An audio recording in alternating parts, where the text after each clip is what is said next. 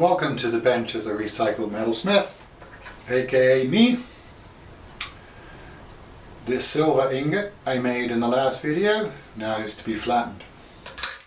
Several ways to do that. Just stick it in the rolling mill, which is kind of like one of those old-fashioned mangles that you would squeeze water out of towels.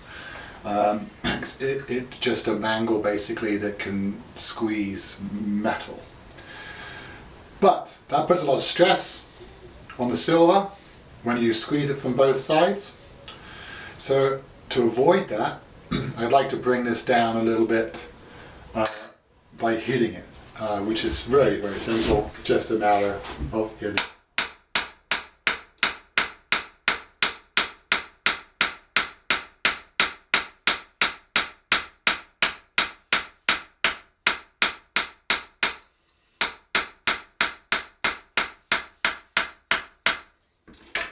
What that does, it starts to reduce the thickness on one side and not both sides at the same time. Now the cool thing about that is I can hit it all the way across, reduce it, hit it the other way across, reduce it, turn it around, reduce the other side before I have to anneal again. So that's the main advantage. Annealing is a process of basically making this malleable again. After you hit it enough times, it gets hard.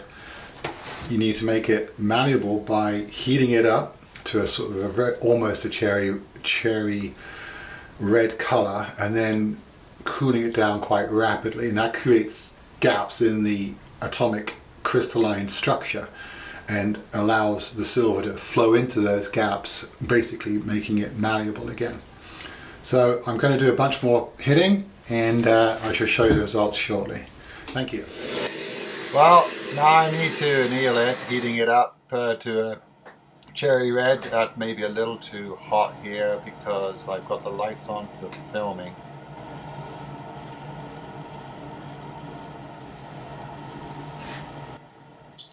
Now you have to use your ears, that's the sound of it quenching in water.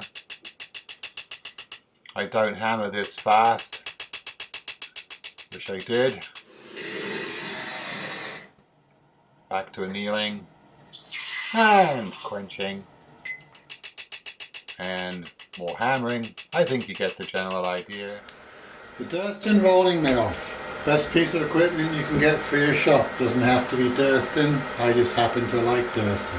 This is their lightweight version. I'm not sure what that means, but looks pretty sturdy to me. Does a great job. So here's my ingot, beaten down, beaten to about 50% of the original thickness. There's no cracking along the edges. And the surfaces look good. They're a little rough because of the grit I just used to clean it. I'm going to pass it through here. First thing I do is I bring the rolling mill down until I can't pull it out. Take a note of the reading here. 36. Loosen it up. Bring it back to 36. And pass it through. I'm only going to go this way. That's as wide as I want this sheet. So I'm going to bring it down. I haven't made my mind up yet, but I'm going to bring it down a bit further than this to a thinner gauge.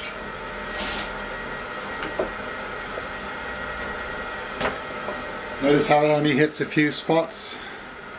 Bit planished and bit planished. So we're just going to move this down incrementally. Always going the same way. You don't want to suddenly at this point change directions and flip it through that way without annealing it first. It's a lot of pressure on the ingot.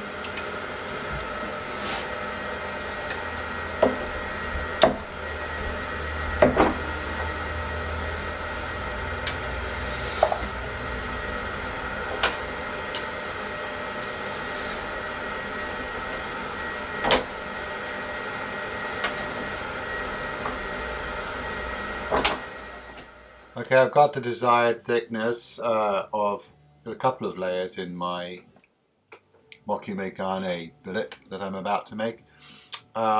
Just trim it up, and I'm going to cut my layers, they're all going to be the same size to fit into a little clamp I made out of some steel plate. I'll show you that later, but right now this is operating the guillotine. It's also a Durston. As I said, I like Durston equipment. I don't have the guard on if anybody's watching has a comment about that, but I'm careful. I've used the guillotine to make several layers of silver and copper plate. Made them all exactly the same size, and I'm carefully stacking them up wearing rubber gloves. And the reason I'm wearing rubber gloves is I don't want to introduce any finger oil to these clean flat surfaces. They've been soaked in alcohol, cleaning alcohol, to remove any oils, and they've been made very, very flat. The surfaces I want to bring very close together to not introduce any air bubbles, air gaps, dirt particles, and so on.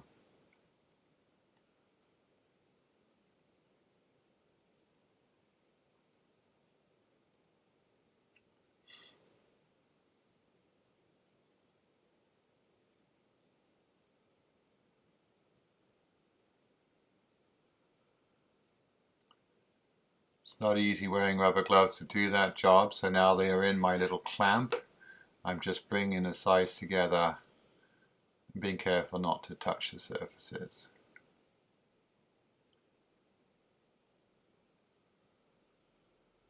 Finger tight, not a great deal of pressure required.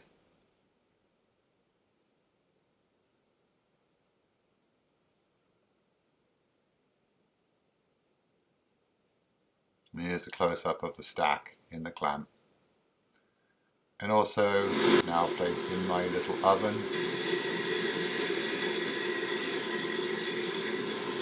Applying some heat. This takes a little practice. This is not my first time.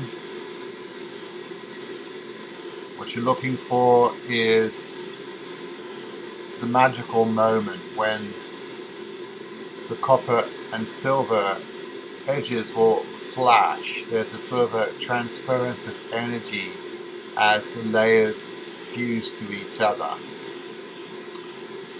If you go a little too far, you'll get the silver melting first, and it'll start to ooze out of your billet. Now that's not necessarily a problem. You're just going to get a slightly thinner layer than you anticipated.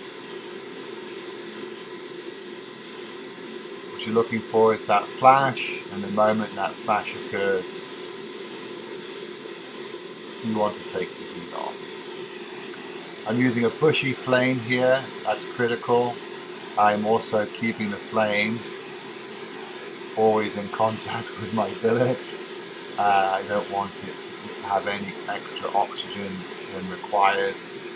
Some people will use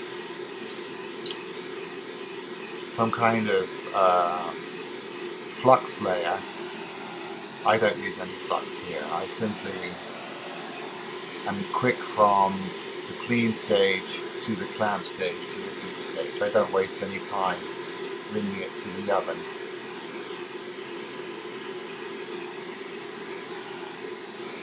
Normally I use the torch in my less dominant hand, and that's good practice for anybody out there learning to do this stuff. Use the torch in your non-dominant hand, which keeps your dominant hand free to do any manipulation of the objects that you're soldering or fusing.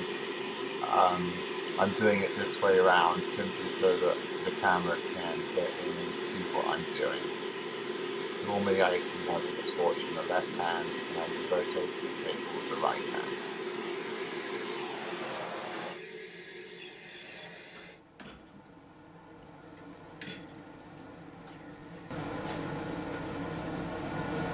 So here's the Mokume Gane billet fresh out of the clamp, and notice a little bit of oozing on a silver layer or two. Nothing too bad. Here I file down the sides, and we have a finished billet of Mokume Gane, fused layers of silver and copper. In itself a rather satisfying and rather beautiful object, in my opinion. Next video I'll show you how to make the ring. If you have any questions, please don't hesitate to contact me using the form provided on the website. Thank you for joining me at the bench of the Recycled Metalsmith.